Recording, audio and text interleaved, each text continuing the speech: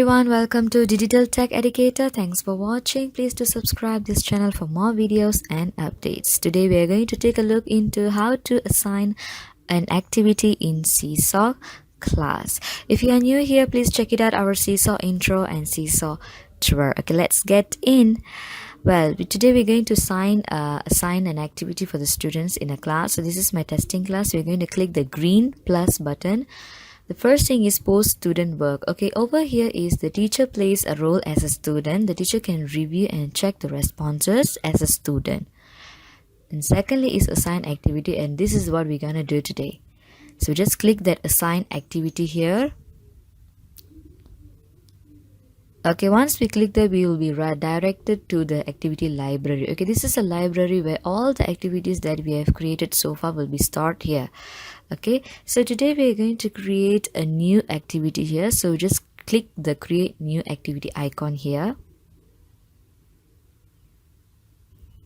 Once we create it, we can add in our activity name, students instructions, add voice instructions, and student template over here. Okay, this is so direct and you don't have to complicate yourself. You can even do this in your mobile phone when you have a Seesaw application. So over here we have written the activity name. Make it as simple as possible. So because we want to this is more to like a formative assessment for our lessons daily. Okay, so we just give the students the simple instructions, and this is the written instructions over there. If let's say the students still have some clarity, or if they need more assistance, the teacher may include a voice instruction. Okay, so this is the voice instruction there. If you click there, you can see a microphone. So you can click and record your instructions in a voice. Okay, so once you're done with this voice instruction, you can add in this voice recording will be transformed into an audio.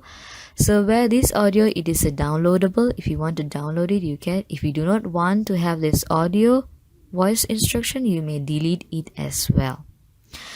Okay, this is an easiest way. We don't need any extensions for this voice, just like in Google Classroom. All we have to do is just click it directly. Okay, so next is add multimedia instructions or example. This is where we have to choose a variety of items that we're gonna play it. We can either use photos, we can use drawing, we can add videos, we can upload documents, files, photos and videos. We can send a note. Okay, we can type it in a notepad, or even if we can get a link for the students as a reference or an example.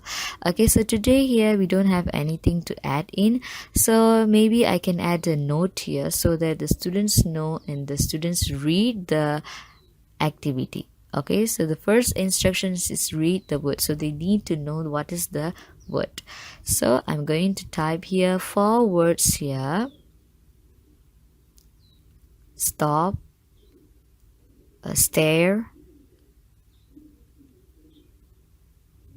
stare, last one is spider. Okay, these are the 4 words they're gonna read today and write it today, for example. All right, so just click the tick button over there.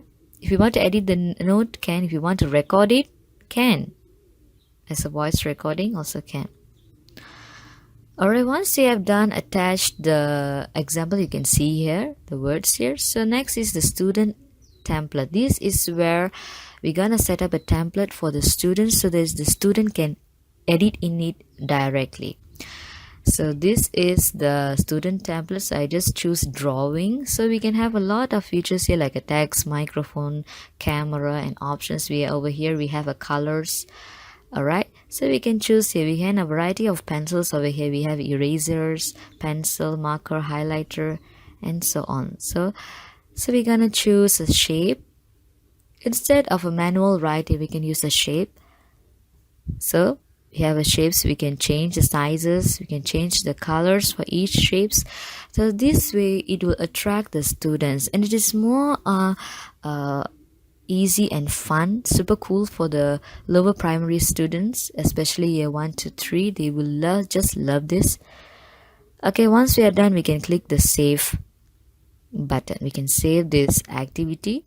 All right, and so that this will be stored in our library before we assign the activity. Okay, so once it is stored in our library, all we have to do is we just check. This is the outline of the work. This is how it looks like for the students. Okay, so we want to add it to our collection. We can click the heart button over here. It will add up in our collection form. Let's say you are ready, you can assign it.